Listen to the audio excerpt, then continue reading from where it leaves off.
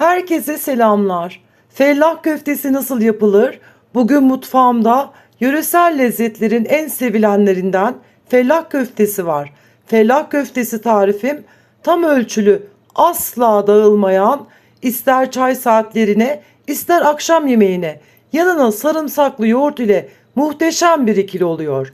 Videomdaki püf noktalarıyla köfteleriniz asla dağılmayacak. Yıllardır aynı ölçülerle yaptığım fellah köftelerimi tadanlar çok beğenirler. Buyurun tarifime geçelim. Deneyenlere şimdiden afiyet olsun.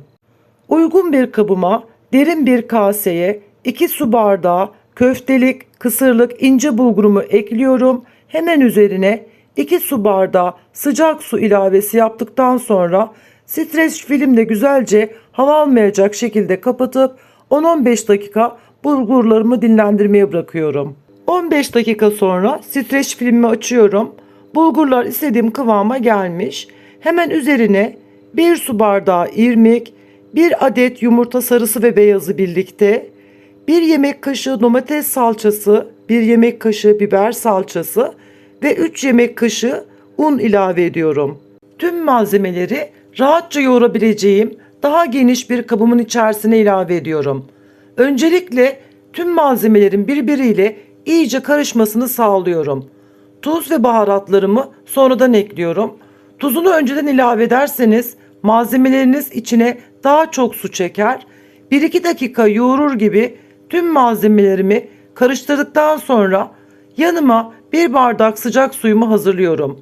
1 tatlı kaşığı tuz, 1 çay kaşığı kimyon, 1 çay kaşığı kırmızı toz biber ilavesi ve üzerine bardağımdan arada sıcak su ilavesi yaparak güzelce yoğuruyorum.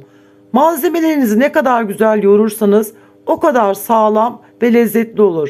İçerisine koyduğumuz un dışında başka ayrıca un ilave etmeyin. Hamurunuzu sertleştirir. Hamurunuzun kıvamı macun gibi olacak.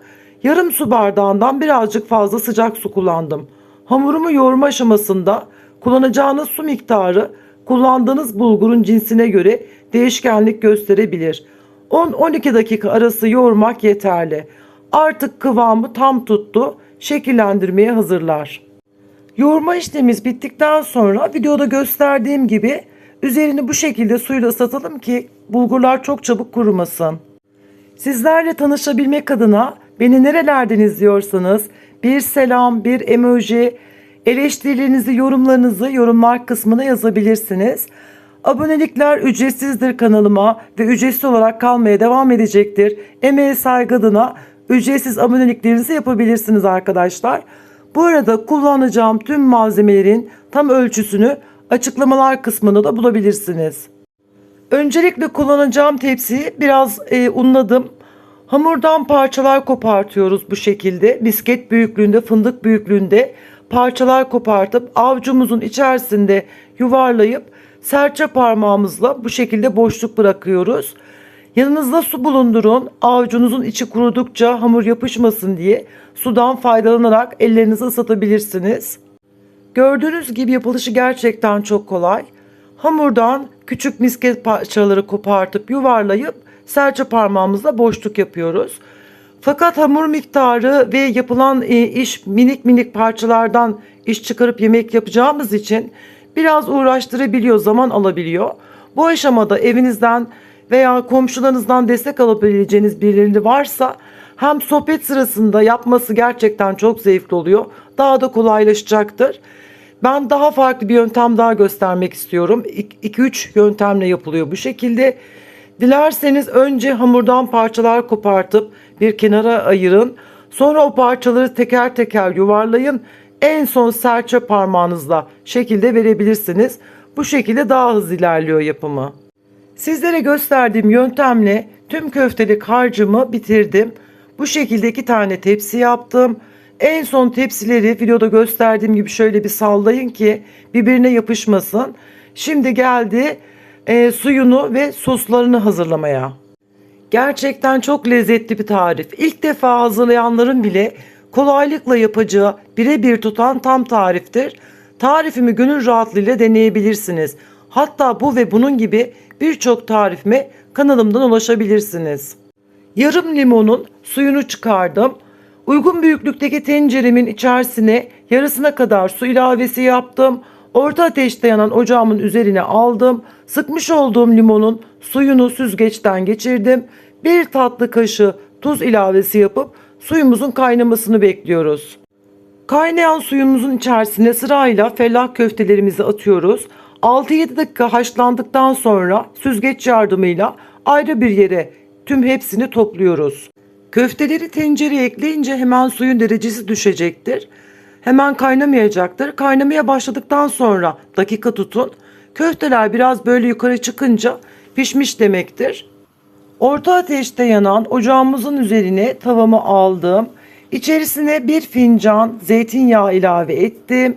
7-8 diş küçük küçük yemeklik doğranmış sarımsaklarımı ilave edip yağım kızdıktan sonra ilave edip güzelce kavuruyorum. Sarımsakları kavururken sarımsakları yakmamaya dikkat edelim.